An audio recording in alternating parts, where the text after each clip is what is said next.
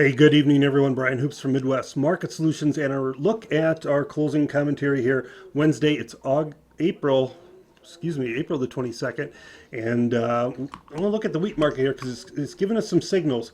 Notice we've talked about this. Notice inside days where we have consolidation. We move in one direction, consolidate, then move in another.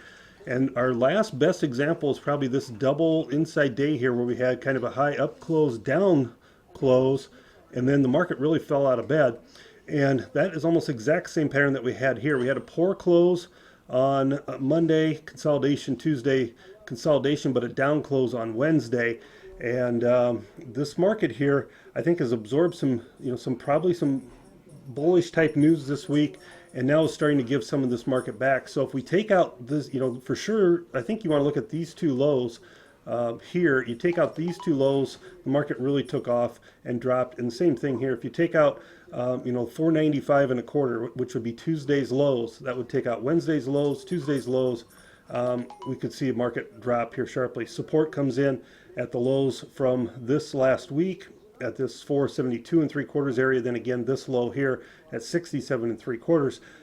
I don't know that we'll go back to this area here at 427. That seems unrealistic, but certainly we could pull back into this 468 and three quarters range, I think, without much problem. There is rain moving through the winter wheat belt this week, should improve conditions into next week. The soybeans had a bounce today, but it didn't last much. Remember, we talked last night about how oversold we are and due for some sort of recovery, but how high are we going to go? Maybe best case you get back up into this downtrend line. This is your first resistance here at 54.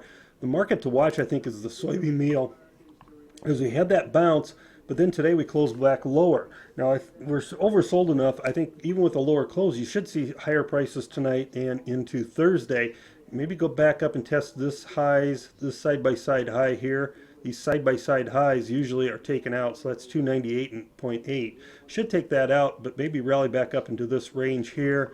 The corn market had a really strong rally today as crude oil was up, and I'll look at the crude oil chart next, but this is July corn. Extremely oversold, commercials are bullish, but I think if we do see a bounce, commercials are going to be active sellers into this rally.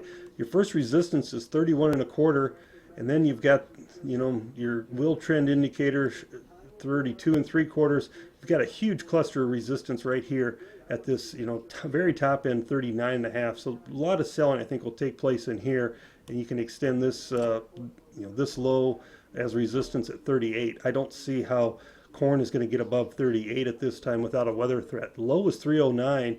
Imagine if we get to 339. That's a 30-cent rally off of the lows. That that warrants some selling and some type of a reward of that strategy.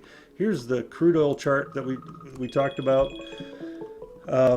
We're in a steep downtrend here. This market badly oversold after this big drop. Now we consolidated, and this rally is almost exactly what the corn is seeing. We could see a little bit of a bounce back, but again, how far are we going to go on a rally in the crude oil market?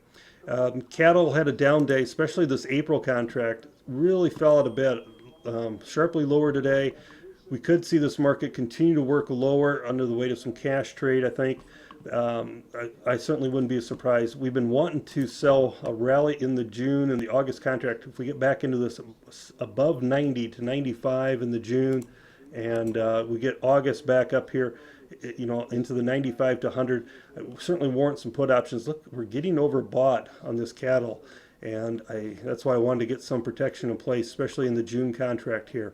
If you're going to spread this market, I think you buy October, sell June, something like that as a spread. That would certainly look, I think, attractive, as this opening of the economy is going to take probably longer than expected. Have a good night and stay safe out there. We'll talk to you again soon.